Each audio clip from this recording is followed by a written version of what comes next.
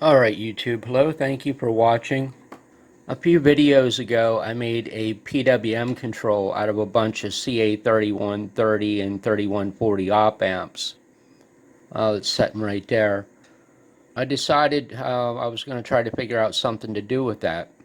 So I put it on this heatsink that came out of a Sony amplifier. It wasn't quite good enough to be called a Sansui. Put a gate driver and two IGBTs on it. So everything was going great until I got to the gate driver and the IGBTs. That's where it all went wrong. So unfortunately, I need to phone a friend on this one. I may have to scrap this.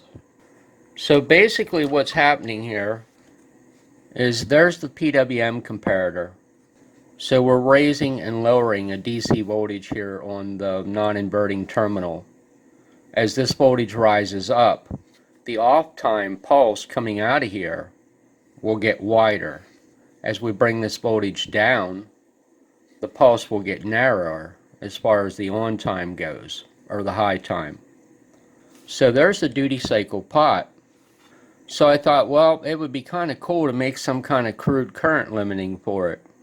So I put two Dale 0.07 ohm resistors to sense current down through to ground. So when this point here hits roughly 5/10, 6/10 of a volt, this transistor starts to turn on and it pulls this DC voltage down, and thus it cuts the duty cycle back. Now the way that I have this set up is when I turn this on and the pot is the whole way down, just one click past on basically, I get pretty much a 1 microsecond pulse coming out to the gate driver. And as the regulator heats up on this board, it does change a little bit. So anyway, a couple things about the gate driver here. It is an MCP14E5.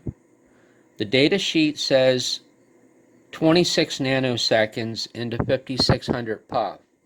The IGBTs are 2900 each. I've never tried to parallel two IGBTs. As a matter of fact, this is only the second time I've ever even looked at an IGBT. The gate driver is supposed to be 4 amps peak, and I don't know if this means anything or not. If you look this up on Mauser, there's 3 different versions of this. It's a dual output gate driver. There's a non-inverting, there's an inverting, and then there's a complementary type. This is the E5. Now the IGBTs, I don't know anything about them other than this. They're STGW39NCVDs. They say very fast IGBT on them. They're 2900 puff on the gate capacitance. I don't foresee that as a problem for this gate driver. I gotta try to stay on focus here because this project has 3 different roads to it. Interestingly, the first set of IGBTs I had in here had a higher gate voltage and a higher gate capacitance. And within 1 or 2 seconds of 12 amps flowing through them, they seemed to be going into thermal runaway. But I never could prove that because shortly after that, one of the gates blew out by me merely trying to probe the gate of it with the scope, or so it seems. There was no collector current flowing, but the gate blew out, so I had to put these 2 guys in there. Now I didn't have a lot of voltage headroom on this, so the voltage regulator for the gate driver, kind of a little bit of a pain in the rear. I only have 12 volts on this bench roughly, so you need 2.5, 3 volts, generally 3 volts of headroom on a linear regulator to maintain output. Now I had a 7808 in here, which is a ground reference voltage regulator. So after I saw some things going on this, I thought, well, maybe I don't have enough gate drive voltage. So I spent a day and tore out the 3-terminal regulator that was in here and put a LM217 in here with an adjustment pot on it to turn the voltage up to the gate driver. The LM217s are spec'd at 1.5 amps, but I've actually checked them at about 2.2 before. So you can kind of see putting that voltage regulator in there would be a real pain in the ass, because it's bottom mounted for number one, and number two, the pins are all completely different from what the original was, so everything had to get flipped. So I got variable voltage setting on the gate driver. These diodes right now are lifted out of the circuit, so effectively what I have is the gate driver working into 5 ohms combined between the two 10s into 5800 picofarad on the gate capacitance. There's a 3.9 microhenry coil up here which comes down onto the collectors. The collectors are tied together. The emitters are also tied directly together on these IGBTs. There's no individual current equalization resistors on the emitters, just the lump sum setting from the emitter to ground of these two resistors in parallel to go back to the current limiting, if you follow me.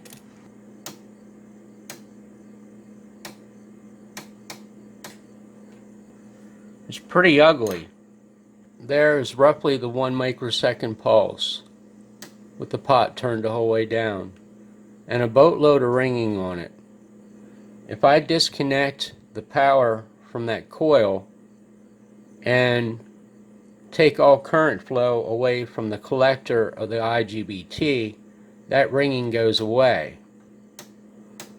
But here's what I want to point out. The gate rises up at a pretty good rate, and then all of a sudden up here it takes a little dip, and then it rises up again at a pretty good rate once again, and then it hits what looks to be the gate threshold, and then it just kind of lingers there for a little bit, and then it kind of makes its way up to the complete rise. And on the downside, it's kind of a big ditto. It's kind of like a mirror image almost. It starts to fall, but then it jumps back up, and then it just kind of slowly decays on the fall. And I don't understand really why that is happening. So some parts of this make absolute sense to me, but why these two notches are there makes no sense to me. When you think about how capacitors charge and discharge, they charge and discharge on a logarithmic scale. So when you first apply voltage to them, they charge up rather quickly. But the more charge that the capacitor gets on it, the more it slows down in charge rate. So if you applied a voltage to a cap, in one time constant, that capacitor would reach 62% of the voltage that you applied to it. It would take an additional 2 more time constants for the voltage on that capacitor to rise to 90% of what the voltage was that was applied to it, if you follow me. So it's a log curve, and we do see that. It rises up quickly until it hits the threshold, and then it continues to charge, and then when it dumps, it kind of dumps in the opposite mirror image fashion. But this and this, I think, are a big issue here. Now as I turn that gate voltage up and down,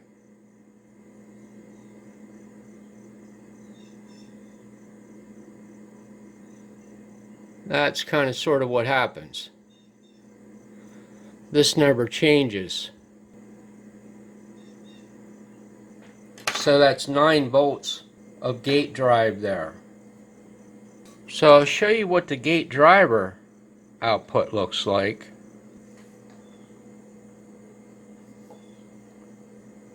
That doesn't really look too bad until it starts to fall, and then I'm not really sure what happens right in here.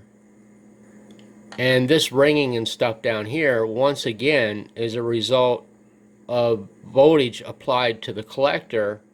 And even though there's no current being drawn on the IGBTs right now, there's still a ring there.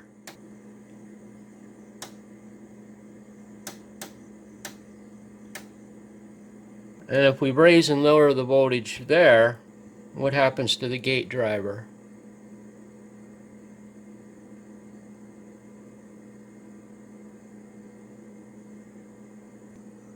Now this is where things get really, really interesting. If I put the scope probe on VCC to the gate driver, that is what I get.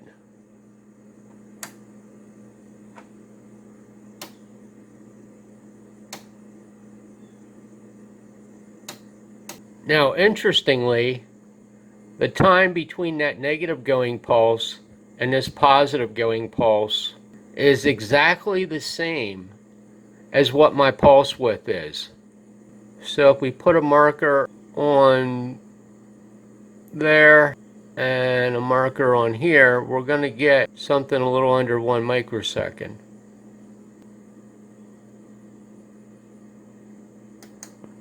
There we go. That's exactly what the pulse width is that's coming out of the PWM and out of the gate driver. So when my pulse goes high, VCC takes a 3-volt dip. And then when my pulse goes low, VCC takes a 3-volt pulse high. That's a crazy voltage fluctuation for a gate driver. So you might think, well, there's something wrong with the voltage regulator to it. Well, that's not the case. As I said, I had a 3-terminal 8-volt in it, and it did the same thing. So I juiced it up to this little over 2 ampere, and it's identical. There was absolutely no change anywhere. Now, if I take the scope probe and put it on the input to the voltage regulator, look at that, a big ditto. So what does that kind of tell you if it's on the input and the output? That tells me that it's on the ground of the voltage regulator. That tells me that the ground is fluctuating up and down. So if I probe the ground of that gate driver, that's a 3-volt pulse and a whole bunch of other smaller ones. So the million-dollar question is that I haven't been able to solve in a week of sleepless nights here is, how can that be? So let me just show you a little bit. It might be easier to grasp on a picture because the wiring is so tight. So here's my gate driver board. It has a 1/4 inch wide braid running across the underside front edge there.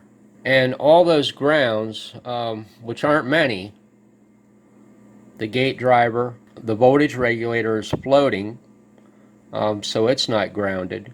But there are a couple other resistors and transistors for the current limiting and stuff that are attached to that ground. The only other major thing are these 2 big low ESR caps, and there's a .68 film cap across them too that's grounded there on this big, huge, super wide ground. The ground coming down from the gate driver is almost as wide. It's very heavy, very thick, and it only travels 3/4 of an inch to make it from point A to point B. It's actually coming off of pin 3.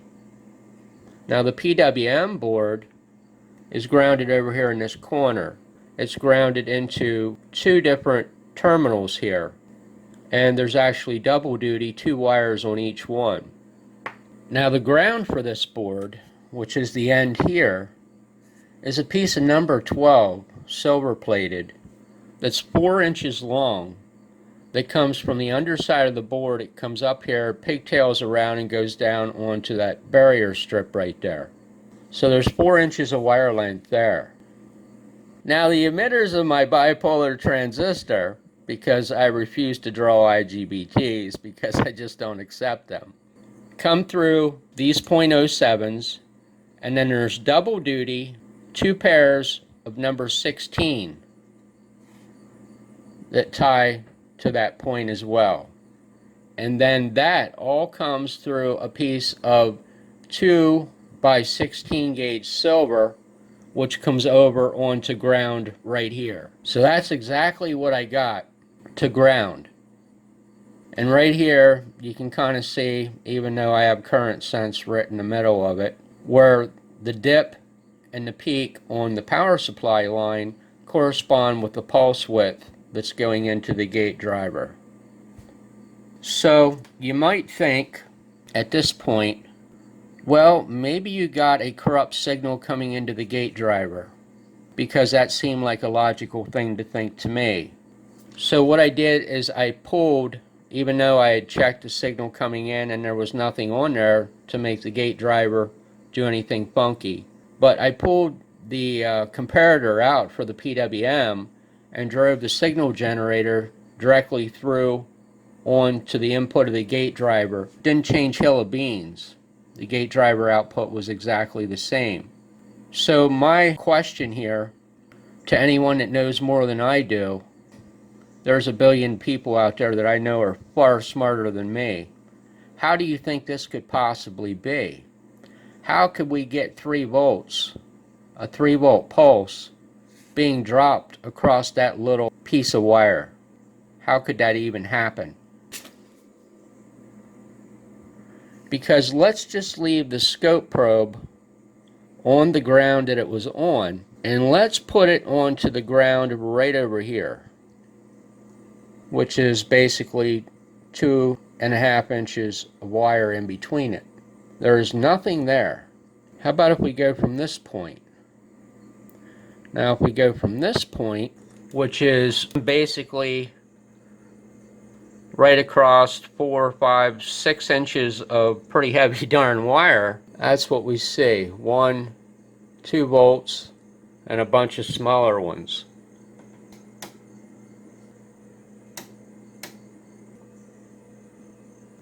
Now let's just try something else, which I don't think this scope probe's going to make it for. Let's try going, probably can't do that without shorting something out here, right across between here and the other side of the board ground. And we got 1, 2.5 volts and a whole bunch of little smaller peaks going across there, which I'm sorry, but I can't move the camera for, because I'm going to short to the VCC line here. But we got some pretty good pulses. 1, 2, 2.5 volts is the highest amplitude. There's one at 2.5, one at 2, and one at 1.5, and then the rings that were there to start with. Just from point A to point B. Now this has nothing to do with anything, but there is a 470 microfarad low ESR electrolytic that is setting so close to this gate driver it couldn't get any closer unless the gate driver was inside the cap. There's also a .22 ECW Panasonic, which is directly across the VDD and ground on this gate driver as well. On the back of the board there's a 2.2 mic tantalum directly across the IC socket. And like I said, the distance from A to B is 3/4 of an inch on the ground for that gate driver. Now I pulled the gate driver out of it yesterday, cleaned the IC socket, scraped the pins on the gate driver and set it back down in. There is also a ground that runs directly under the gate driver that is physically connected to ground.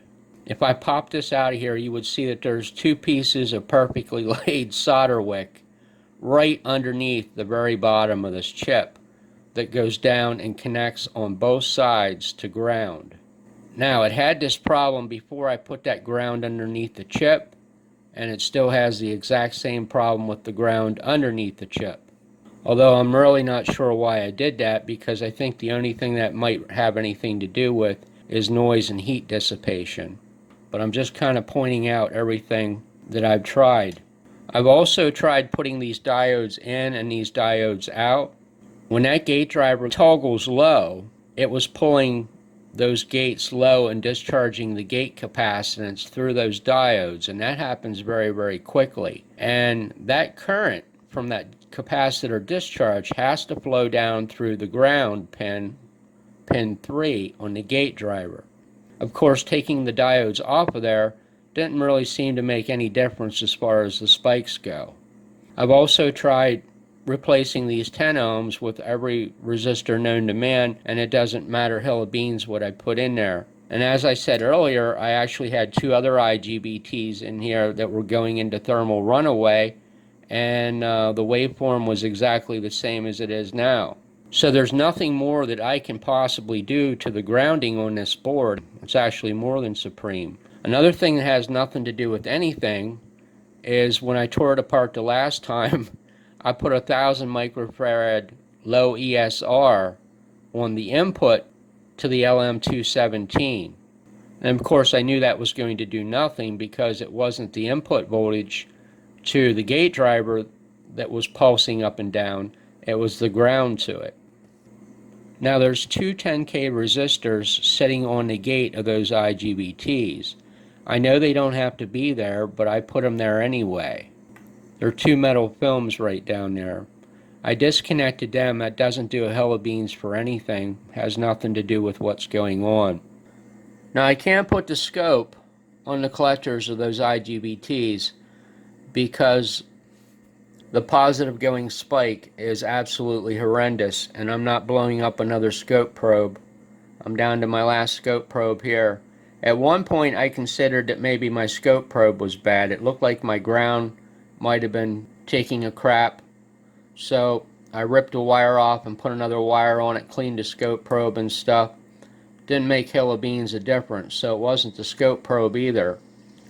But we can turn the duty cycle up.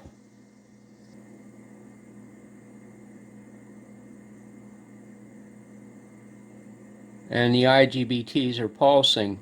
Now these don't appear to be going into thermal runaway, but I do kind of question the heat from them.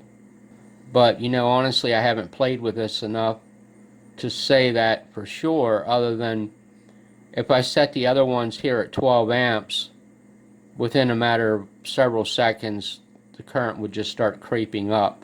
The heatsink does get warm pretty quickly, but I think that's a sign that the heatsink's working. And when I turn off the current to it, the heatsink dissipates very quickly. It was actually kind of surprising to me. I don't know if the rise and the fall times are fast enough on these IGBTs to get them to switch efficiently, because things seem to be pretty slowed down for whatever reason. I'm seeing roughly a rise and fall time of like 240, 270 nanoseconds, trying to get past all that peaking and stuff that's going on there. So they're not rising and falling very, very quickly. So there is going to be some transition in the IGBT where it's not fully off and not fully on, and that equates into heat, because that kind of means that the IGBT would be in what I think would be called a active region. So I think there's multiple things here: the rise and fall time, the fluctuations on the gate, which seem to be coming from a ground that there is no fix for. That heatsink definitely gets hot.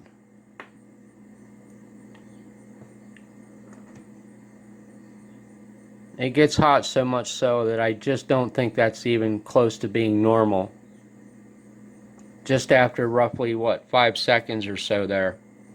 And also on another note too, that's kind of related to that, this is the first time I've ever used it, but I put high performance heatsink on there. It's Wakefield 126. And also, I didn't use those stupid silicone pads on these things. I put very, very thin mica insulators underneath it. So the heat transfer should be pretty phenomenal. But, you know, like I said, it seems to me these IGBTs are running probably way too hot. And I think that relates back to the switching that's on the gate.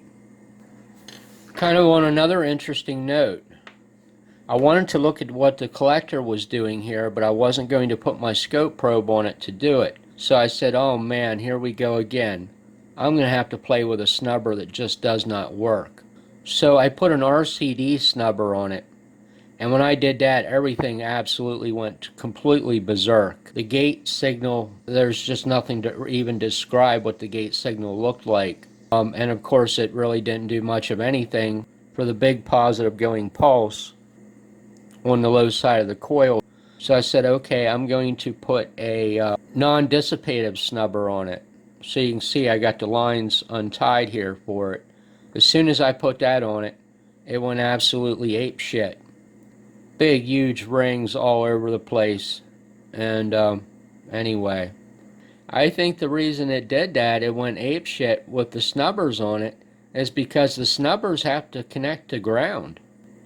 And I really think that's why it did that.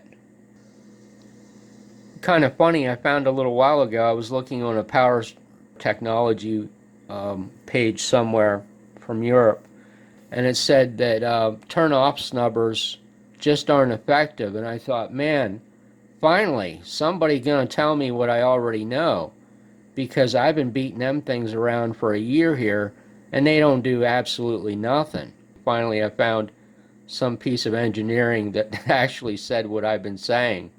So I don't really know where I'm at with this. I can't do anything to look at the collector until I get a snubber to work, and snubbers don't work. So, I mean, if I can't see what the collectors are doing, if I can't fix the gate, I'm SOL. I originally had these IGBTs on here flipped. The leads were facing out towards here. And after I watched a video, somebody said about the gate inductance and the distance between the IGBTs and the gate driver. So I went through like 6 laborious hours to flip those IGBTs around so they're closer to the gate driver. So I had to notch out the front of the board down there to do that. I don't know how you could get the IGBTs any closer to the gate driver other than having the gate driver directly in the center of them. Another thing too, not that it matters, is I'm powering the PWM from this wall transformer. It's 12 volts at 1 amp. There's kind of a really long story to that, but originally I was powering the gate driver off of this as well, and the regulator to the gate driver when there was an 8 volt regulator in there. But when I changed out to the 2 amp regulator, what I did was, it made no sense to run a 2 amp regulator to the gate drive with a 1 amp transformer. So I put a remote line on the PWM board so that when I turn it on, it takes power from over here through that relay and powers the gate driver regulator through the high current side over here. I'm not sure if I said this or not, but there's no current equalization resistors individually on these IGBTs. What that means, I don't really know. Paralleling IGBTs doesn't seem like a smart idea to me, and it seems even less smart without having EQ resistors on each individual one, but there's reasons that I'm not going to get into as to why I really couldn't do that. Maybe some of the effects of what I seen were the IGBTs oscillating. I don't think so, but you know, I can't say 100%. They are on individual gate resistors, so. But anyway, if you got any ideas on this, please leave me a comment. Hey, thank you very much for watching my video. You take care and have a great day.